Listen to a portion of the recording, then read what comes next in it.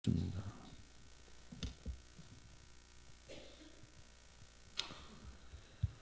12절부터 19절까지 보겠습니다. 고린도전서 15장 12절에서 19절까지.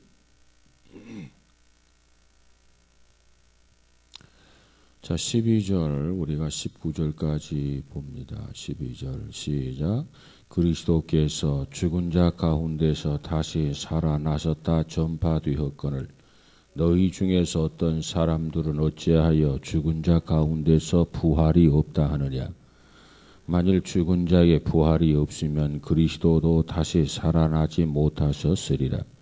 그리스도께서 만일 다시 살아나지 못하셨으면 우리가 전파하는 것도 헛것이요 또 너희 믿음도 헛것이며 또 우리가 하나님의 거짓 증인으로 발견되리니 우리가 하나님이 그리스도를 다시 살리셨다고 증언하였습니다.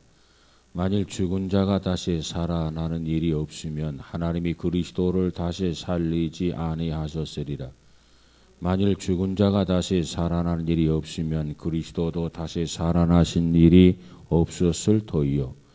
그리스도께서 다시 살아나신 일이 없으면 너희의 믿음도 헛되고 너희가 여전히 죄 가운데 있을 것이요.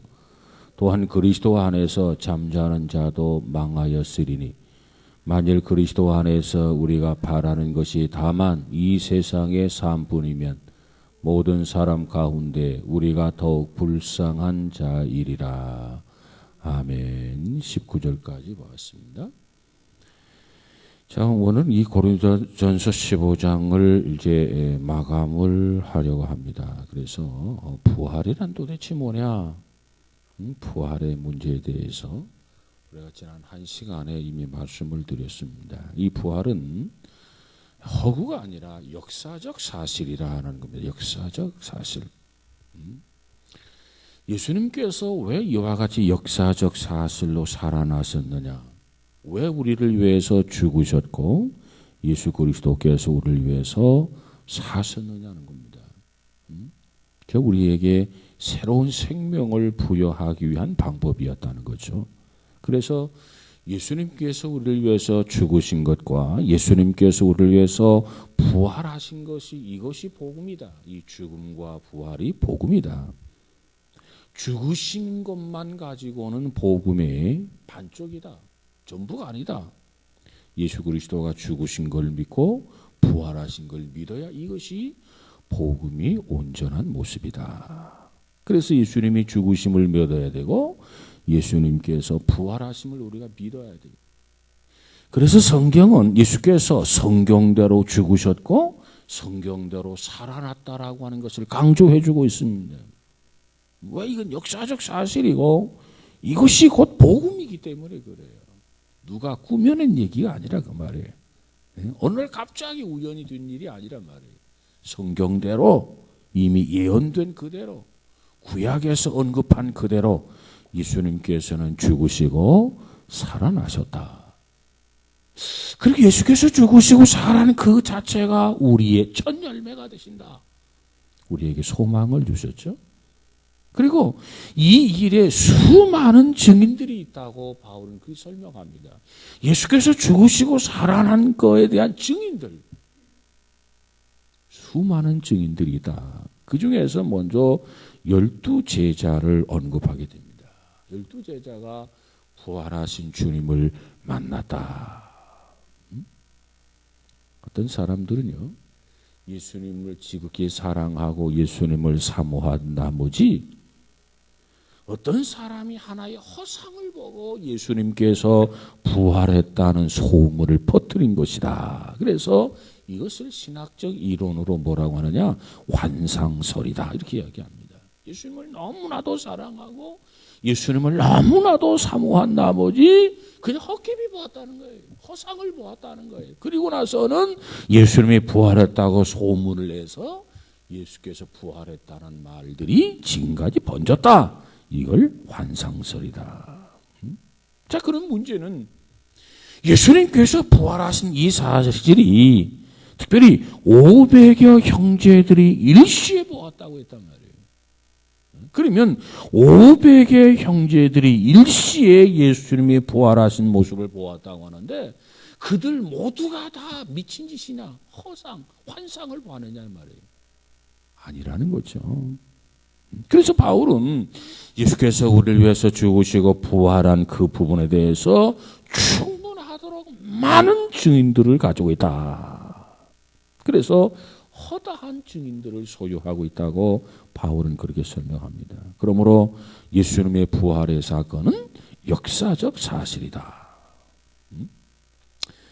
자, 그 다음에 한 걸음 더 나가서 이것은 신앙의 본질이라고 설명합니다. 14절을 한번 읽어볼까요? 시작. 그리스도께서 만일 다시 살아나지 못하셨으면 우리가 전파하는 것도 헛것이요 또 믿음도 헛것이다. 그랬어요. 이 14절에서 강조하고 있는 단어가 있는데 이 강조하고 있는 단어가 뭐지요? 헛것이라는 단어입니다. 헛것.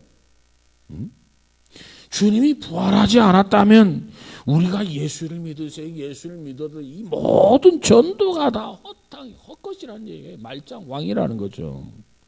이 헛것이라고 하는 단어는 어디서 왔냐면 쓰레기라는 단어에서 쓰레기. 휴지 같다. 그런 말에서 여기서 헛것이라는 단어가 왔어요. 그러니까 우리가 나아가서 예수 믿으세요. 예수 믿으세요. 이 모든 것이 예수님이 부활하셨으니까 이게 복음이 되는 것이지 예수님이 부활하지 않았는데 우리가 나가서 예수 믿으세요. 예수 믿으세요. 이게 헛것이란 말이에요. 쓰레기와 같이 휴지와 같은 것이라는 거죠. 아무 쓸모없는 것이 된다는 거죠. 그리스도의 부활이 없다면 우리의 신앙은 쓰레기에 불과하다. 쓰레기. 휴지 쪽에 불과하다. 아무런 의미가 없다. 아무런 능력이 없다. 그런 뜻입니다. 그러니까 그리스도의 부활이 없는 복음은요. 사람을 변화시킬 수도 없고 우리의 소망이 될 수도 없고 아무런 능력이 될 수도 없다. 예수님께서 2000년 전에 이 땅에 왜 오셨느냐? 예수님께 오신 목적이 뭐예요? 죽기 위해서 오셨어요. 죽기 위해서. 왜 죽었느냐? 부활하시기 위해서 예수님이 죽으셨어요. 다시 말하면 예수님께서 이 땅에 오신 것은 죽고 부활하기 위해서 오셨는데 이 죽으시고 부활하심으로 말미암아 예수님이 이 땅에 오신 목적을 다 이루신 거예요. 완성하신 거예요. 그래서 십자가 위에서 다 이루었다. 이렇게 예수님께서 선언하고 계시는 거죠. 그런데 부활하신 그 예수님께서 여전히 우리 가운데 계시다고 하는 겁니다. 그래서 우리는 부활의 신앙을 가지고 주께서 오늘도 우리와 함께 하심을 감사합니다. 이렇게 고백을 하게 될 때 그 고백은 예수 그리스도의 죽으심과 예수 그리스도의 부활의 사실을 내가 믿고 받아들이는 고백이라는 얘기입니다. 여러분, 사실을 사실대로 믿는 것이 신앙이에요. 사실이 아닌 것을 사실처럼 믿는다고 한다면 그건 착각이에요. 그 착각은 뭐냐? 그것은 곧 미신이라는 겁니다. 근데 분명한 사실이 그걸 안 믿어. 그건 뭐냐? 그것은 불신이라는 겁니다. 그래서 신앙은 사실을 사실대로 믿는 것이 신앙이다. 여러분, 예수 그리스도가 죽은 지 사흘 만에 부활하셨다는 이 사실을 사실대로 믿는 우리 모두가 다 되시기를 주의 이름으로 축복합니다. 부활의 순서, 두 번째로 부활의 순서에 대해서 생각해 보려고 합니다. 자, 20절에서 그 다음 28절의 내용을 보면 이제 부활의 순서가 나오는데 먼저 22절을 한번 볼까요? 22절 시작.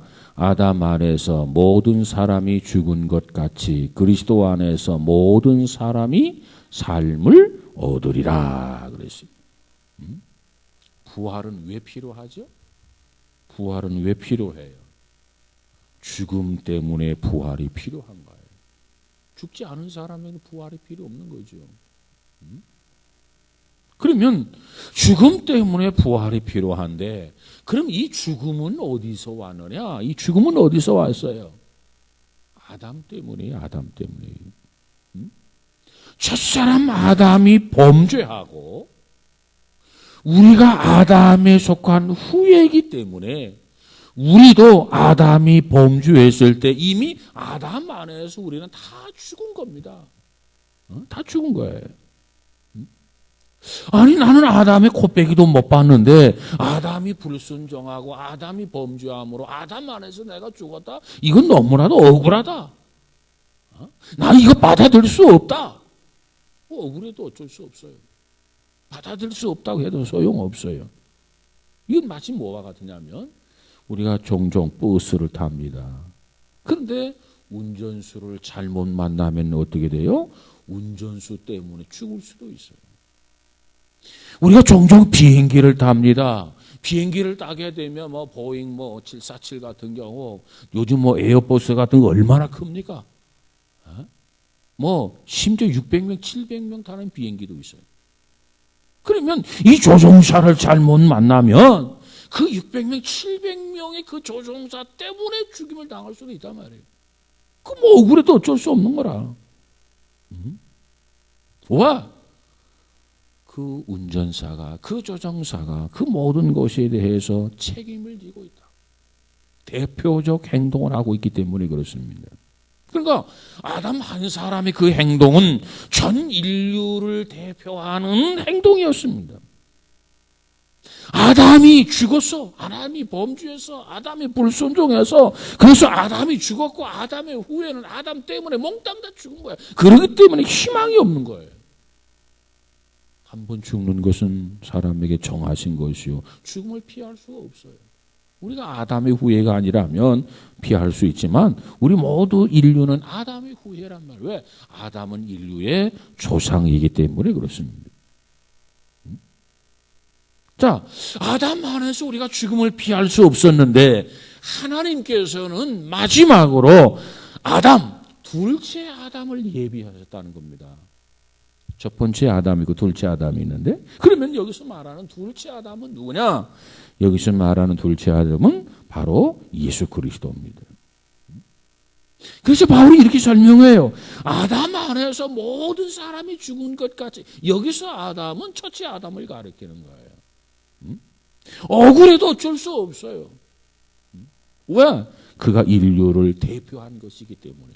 그래서 아담 안에서 모든 사람이 죽은 것 같이 둘째 아담인 그리스도 안에서 모든 사람이 삶을 얻게 되었다. 여기서 말하는 둘째 아담은 누구냐면 예수 그리스도예요. 그래서 예수 그리스도는 우리의 생명이 되시는 것을 믿으시기를 바랍니다.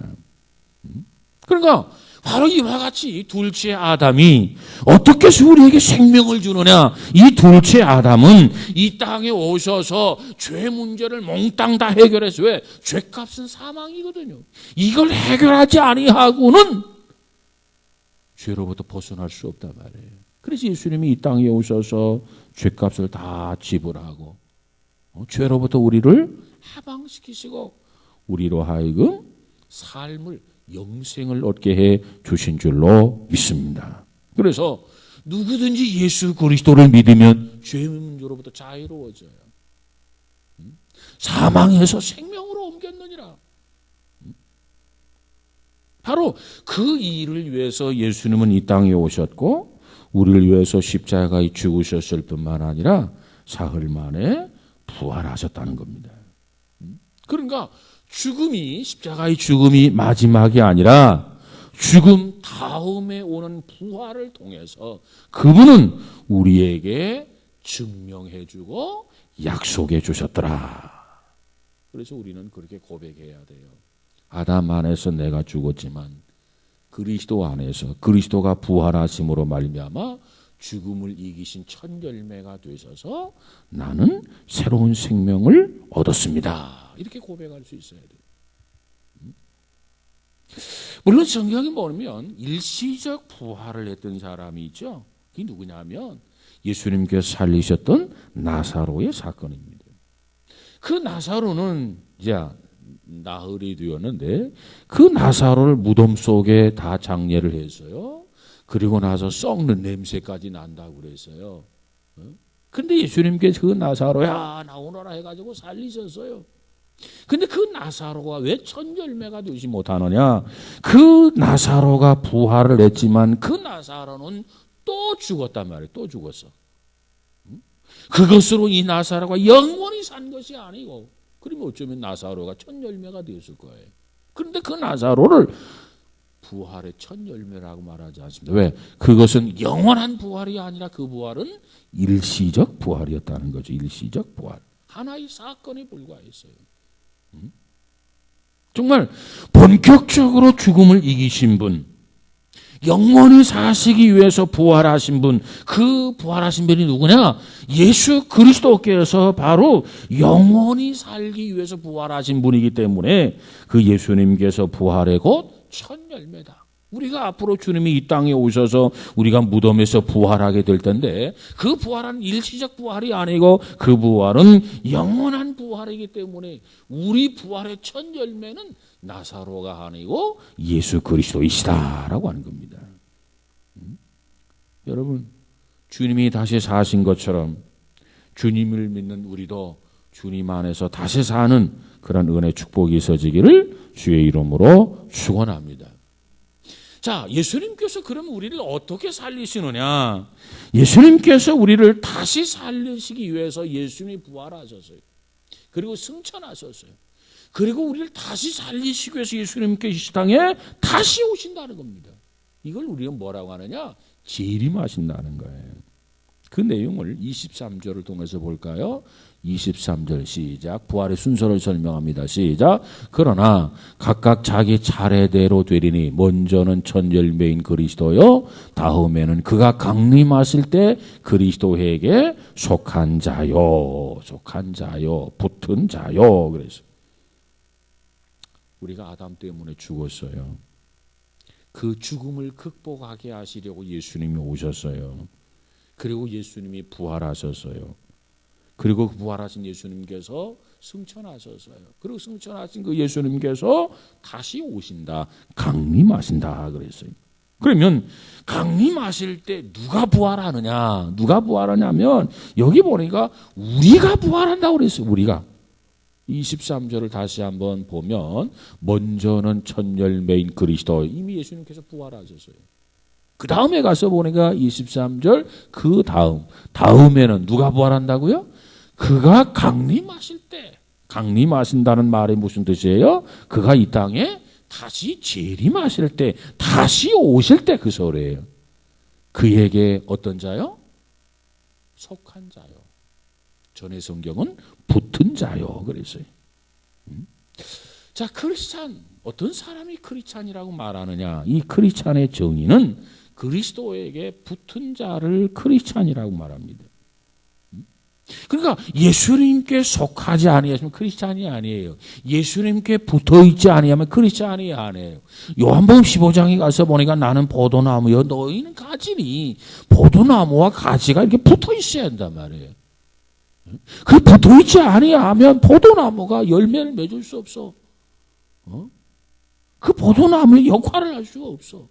그래서 오늘 본문에서는 23절에서는 속한 자요, 전의 성경은 붙은 자요. 우리는 그리스도에게 속해 있어야 크리스찬이 되고 그리스도에게 붙어 있어야 우리는 크리스찬이 되는 겁니다. 그러면 그리스도에게 붙어 있는 자, 그리스도에게 속해 있는 자는 예수님께서 이 땅에 재림하실 때, 강림하실 때 다시 일어난다. 다시 일어난다는 말을 종교적 용어로 부활하게 된다는 거예요. 그래서 왜 부활하게 되느냐?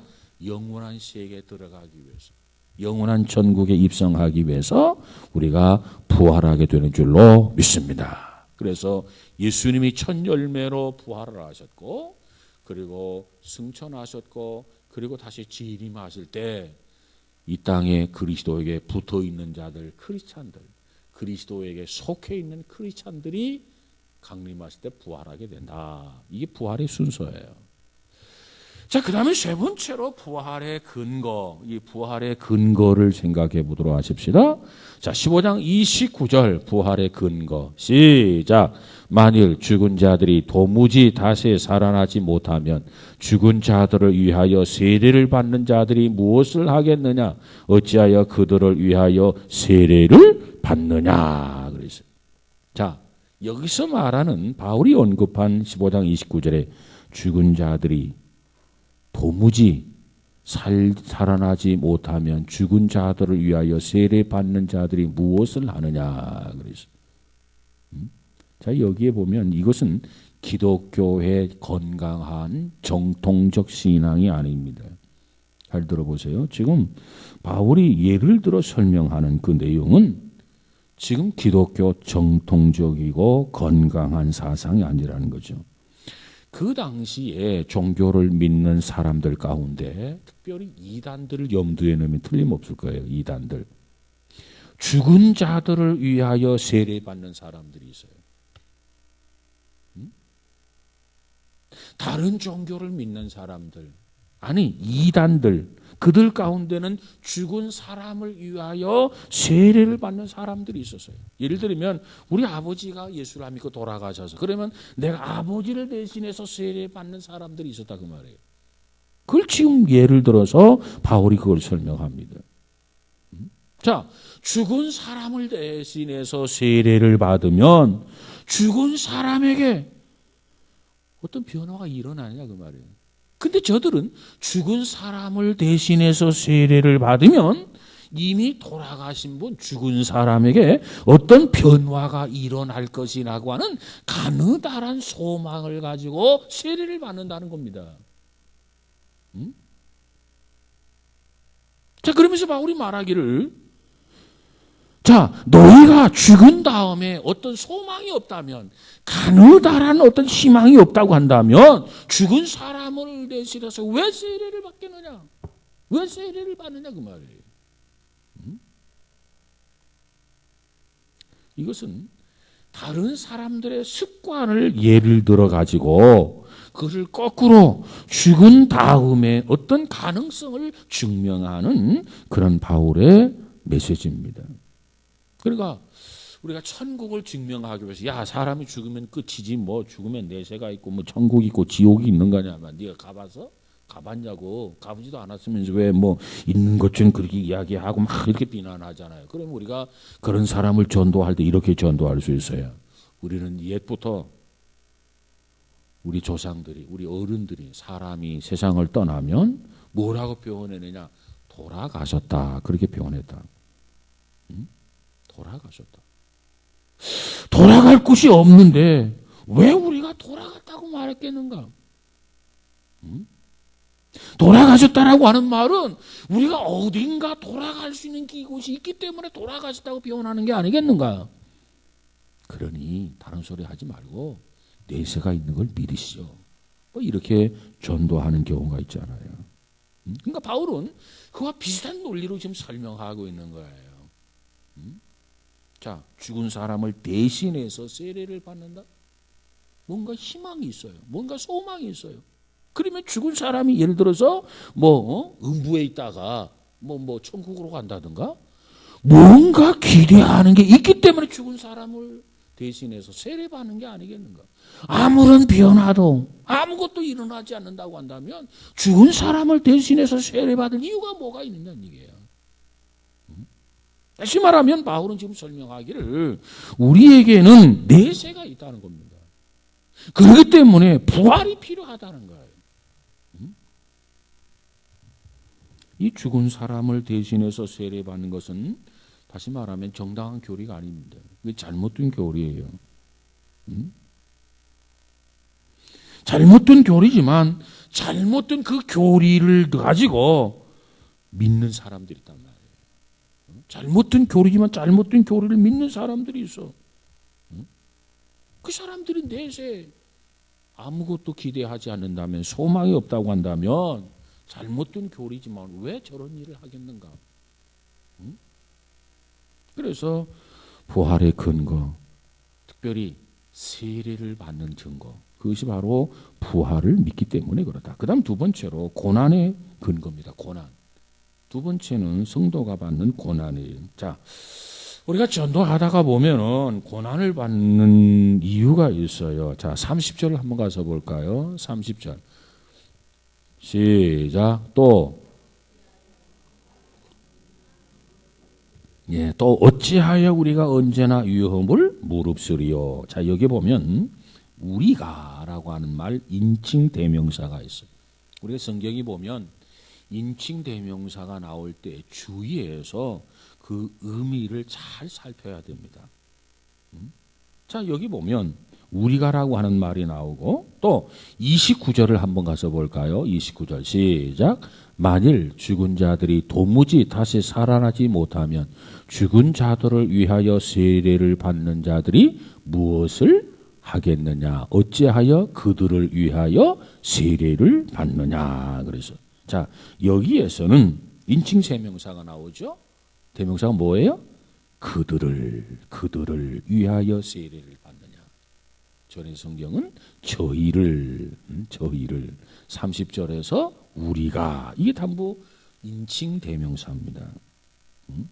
그러니까 특별히 29절에서 말하고 있는 그들을 위하여 세례를 받느냐 이것은 우리 크리스찬에 대한 얘기는 아니에요. 그러나 30절에 가서 보면 우리가 언제나 위험을 무릅쓰리요. 이 30절의 우리라고 하는 말은 누구를 가리키냐면 목숨을 걸고 죽음을 겁내지 아니하고 이 복음을 전해다가 순교했던 그 우리의 열조들 선배들 도대체 그들이 그처럼 두려워하지 아니하고 순교하면서 이 복음을 전한 이유가 도대체 뭐냐 그 말이에요.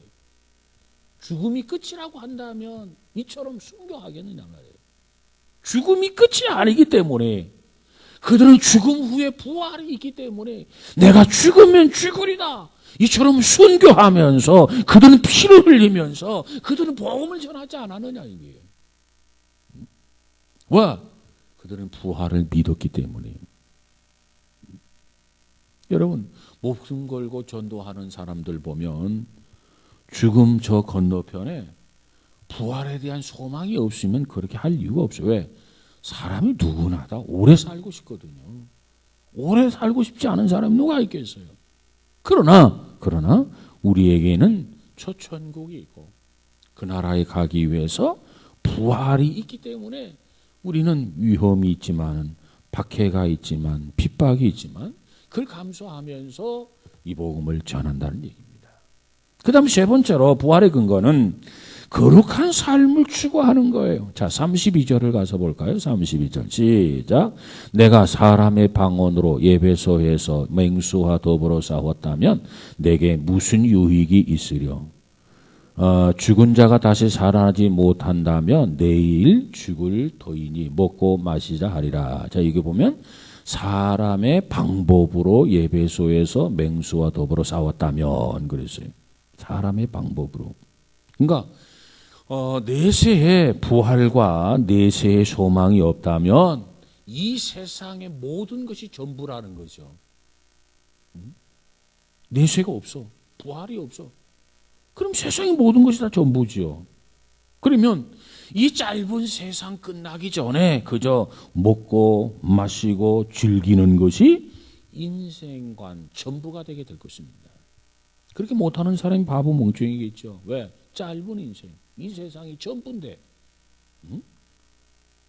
그런데 그 다음 절을 우리가 좀 관심 있게 봐야 돼요. 그건 뭐냐면 33절 시작. 속지 말라. 악한 동무들은 선한 행실을 더럽히나니 그랬어요. 34절 시작. 깨어 의를 행하고 죄를 지지 말라. 하나님을 알지 못하는 자가 있기로 내가 너희를 부끄럽게 하기 위하여 어떻게? 말하노라. 그랬어요. 그러니까 우리가 거룩한 삶을 추구하는 이유는 이 세상이 전부가 아니기 때문에 경건하게, 거룩하게, 선하게, 의롭게 사는 거 아니겠어요? 이 세상이 전부라고 한다면 경건하게 살 필요 뭐 있겠어요? 착하게 살 필요 뭐가 있겠어요? 의롭게 살 필요가 뭐가 있겠어요? 응? 적당히 죄도 지고 적당히 즐기면서 살 거지 말이야. 응? 근데 우리가 거룩한 삶을 추구하는 것은 바로 하나님이 살아계시다. 그 하나님에 대한 인정. 그리고 하나님께서 이 땅의 삶을 우리가 어떻게 살았느냐에 따라서 상금을 주신다라고 하는 것. 우리를 예비하고 우리를 위해서 준비해놓고 기다리고 계시는 그런 영원한 나라가 우리에게 있다. 그것을 믿기 때문에 우리는 거룩한 삶을 추구한다. 그래서 거룩한 삶을 추구하는 이유, 부활이 있기 때문에. 그래서 부활의 증거를 세 가지를 살펴보았습니다. 자, 그 다음에는 부활의 특성은 35절에서 49절까지 내용입니다. 자, 그럼 부활의 몸은 어떤 특성이 있을까요? 우리가 현재 가지고 있는 이 몸과 우리가 부활할 때 가지고 있는 그 몸, 이 두 가지 몸을 놓고 봤을 때 공통점과 차이점이 있다라고 하는 거예요. 오늘 진도를 참 많이 나가는데 제가 지금 허리가 아파가지고 허리가 어저께 아침에 허리를 다쳤어요.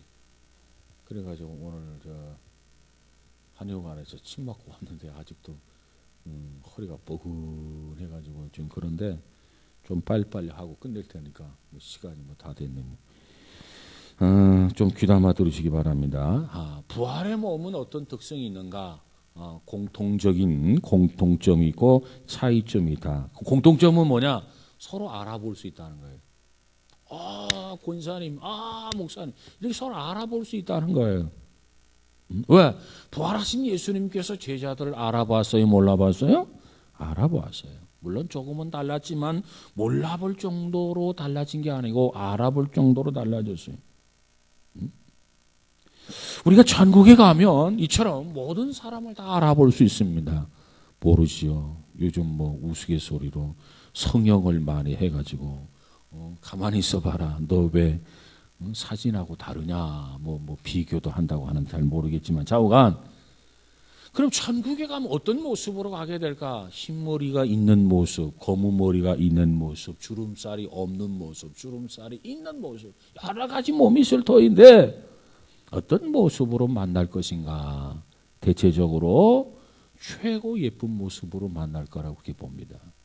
그러니까 흰머리 나는 사람 흰머리 났다 걱정할 필요 없어요. 최고 예쁜 모습.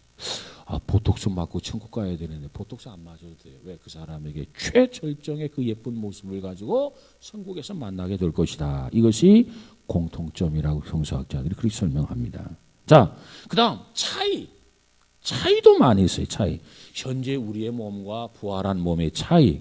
그것은 마치 예수님이 바울을 통해서 뭐라고 설명하냐면 씨앗과 열매로 오늘 본문에서 그렇게 비유를 합니다. 36절, 37절, 38절의 그 내용이 한번 읽어볼까요? 36절부터 시작.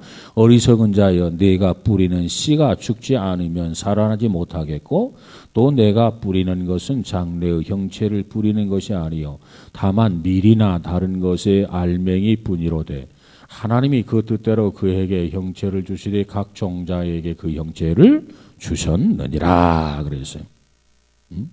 이 씨앗과 열매를 놓고 보면은 생명의 본질성에 대해서는 공통점이 있어요. 그러나 굉장히 다르죠. 씨앗과 열매가.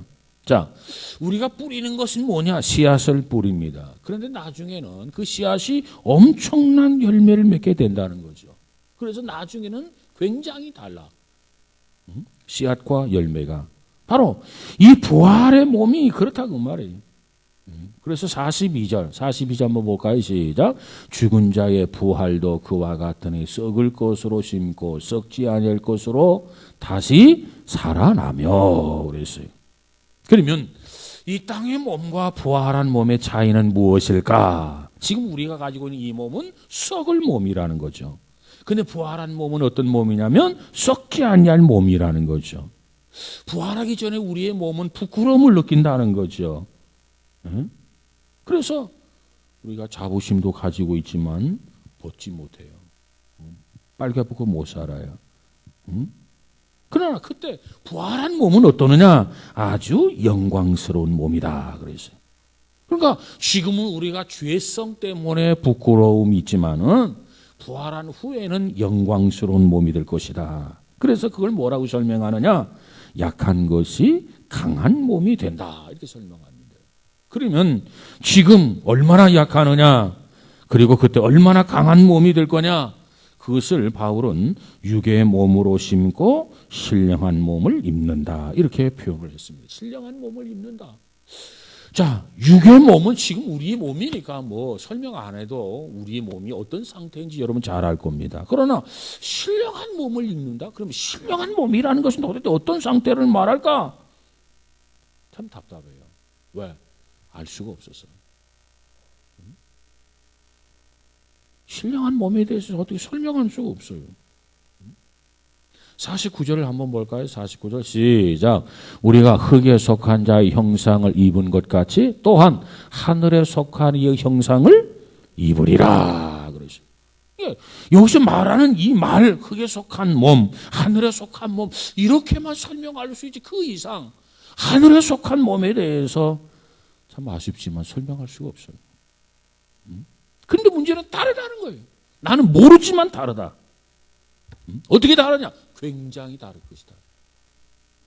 이것이 부활의 특성이에요. 그 다음 다섯 번째로 부활의 소망에 대해서 마지막으로 설명합니다. 부활의 소망 50절에서 58절에 가서 보니까 부활의 소망이 두 가지예요. 미래적 소망과 현재적 소망입니다. 자, 미래적 소망 먼저 52절을 한번 가서 볼까요? 52절 시작. 나팔 소리가 나매 죽은 자들이 썩지 아니할 것으로 다시 살아나고 우리도 변화되리라. 그래서 우리도 변화되리라. 나팔 소리가 나면 어떻게 한다고요? 에? 죽은 자들이 어떻게? 썩지 아니할 것으로 다시 살아나고. 이게 무슨 소리예요? 이미 우리 선배들, 우리 선진들, 열조들이 신앙 안에서 죽었는데 예수님께서 재림할 때 천사장의 나팔 소리와 함께 예수님이 강림한단 말이에요. 그때 그 나팔 소리가 나면 죽은 자들이 일어난다는 거예요. 죽은 자들이. 무덤에 매장되었으면 무덤에서 일어날 거고 어분으로 되다가 바다에 빠져 죽었어요. 그럼 바다에서 뛰쳐나올 거예요. 그게 뭐가 과연 가능할까? 바다에 빠져 죽어가지고 고기밥이 돼가지고 다 소화돼서 없어졌는데 바다에서 사람이 뛰쳐나오니 이게 가능할까? 가능해요. 현대 과학자들이 그걸 증명해요. 원소 불멸, 흩어지지만 없어지는 건 아니다. 그래서 에스겔 골짜기의 그 37장에 가서 보면 뼈들이 막 움직이기 시작해가지고 짝을 맞춰가지고 여호와의 군대가 된다고 그랬는데 여러분 정말 여기서 말한 그대로 죽은 자리에서 일어나리라. 52절에 그렇게 설명하고 있어요. 우리가 다 잠잘 것이 아니요 마지막 나팔의 순식간에 호련히 다 변화되고 이것은 살아있는 사람이고 52절에는 죽은 자들이 썩지 아니할 것으로 다시 살아난다. 그래서 나팔, 이 나팔의 용도를 보면 제일 중요한 게 뭐냐면은 전쟁입니다. 전쟁. 그래서 이스라엘 사람들은 이 전쟁을 나팔 소리로 잘 치르고 그 다음에 가나안 땅에 들어가서 부는 나팔은 이제는 전쟁이 끝났기 때문에 축제의 나팔, 축제의 나팔. 그래서 이제 축제 시작을 알리는 소리가 나팔 소리라는 거죠. 그래서 어떤 면에서 보면 예수님께서 이 땅에 다시 오실 때 나팔 소리와 더불어서 나팔 소리와 함께 혼인잔치, 축제가 시작되리라고 믿습니다. 그때는 자 죽은 자들은 썩지 아니함으로 다시 있고 그 다음에 살아있는 사람은 이 몸이 아니라 이렇게 변화되고 자 51절 52절 한번 다시 읽고 설명할까요? 51절 시작.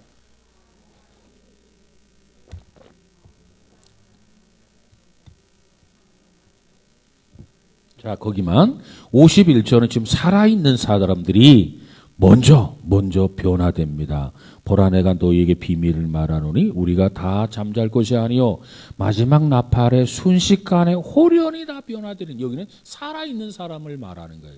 우리가 살아서 주를 만나는 사람 복이 있다고 그랬는데 우리 생에 주님이 오시면 우리가 살아서 주를 만나게 되겠죠.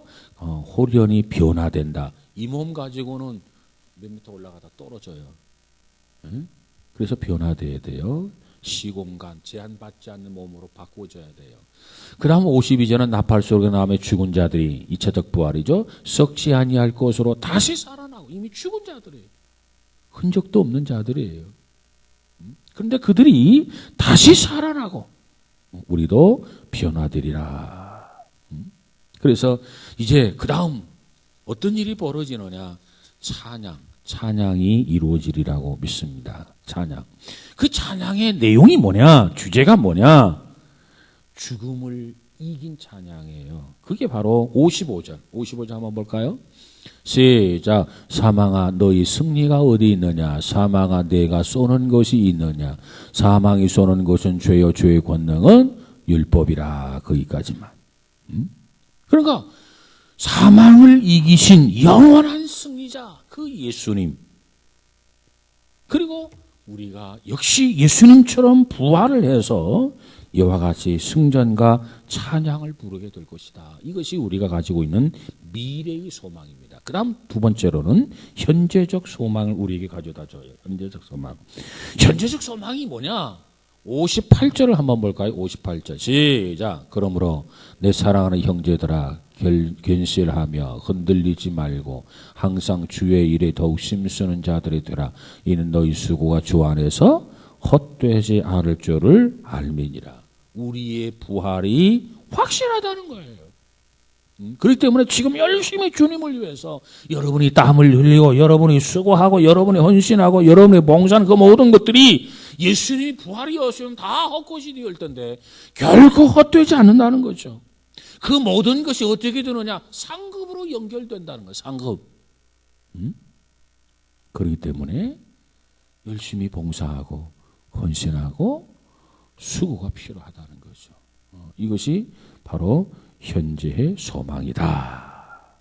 미래의 소망은 반드시 우리가 승전가를 부르게 될 것이다. 이렇게 해서 고린도전서 15장 부활장에 대한 마감을 하도록 하겠습니다. 아무쪼록 다른 건 다 잊어버려도 그리스도의 죽음과 부활은 이것이 복음이다. 죽음만 가지고는 이 반쪽짜리 복음이다. 왜 죽었느냐? 부활을 위해서 죽었다. 왜 부활을 했느냐? 우리에게 새로운 생명을 주시기 위해서 그렇다. 특별히 이 복음을 바르게 깨닫고 부활의 신앙으로 무장하는 우리 모두가 다 되시기를 주의 이름으로 축복합니다. 기도합시다. 거룩하신 주님 감사합니다. 우리가 말씀을 한마디 한마디 들을 때마다 깨닫는 은혜를 더하시고 성령께서 조명해 주셔서 이전에 알지 못했던 부분들을 감격스럽게 새롭게 발견하는 은혜들을 허락하여 주옵소서. 그리하여 우리 신앙이 좀 더 깊어지고 넓어지고 높아지고 하나님 모시기 합당한 자로 성숙해지는 귀한 성도들 되어지게 하옵소서. 특별히 우리 중에 부활의 신앙을 갖지 못한 자 있다면 부활이 얼마나 소중한가 하는 것을 알고 부활의 신앙으로 더 무장할 수 있도록 주께서 축복하여 주옵소서. 특별히 가정의 달을 맞아서 가정마다 주의 은혜를 더하여 주옵소서. 말씀 위에 견고하고 무엇보다도 복음으로 하나 되어지게 하시고 죽음과 부활의 신앙으로 무장하는 그런 가족 전체가 되어지게 하옵소서. 예수님 이름으로 기도하옵나이다. 아멘.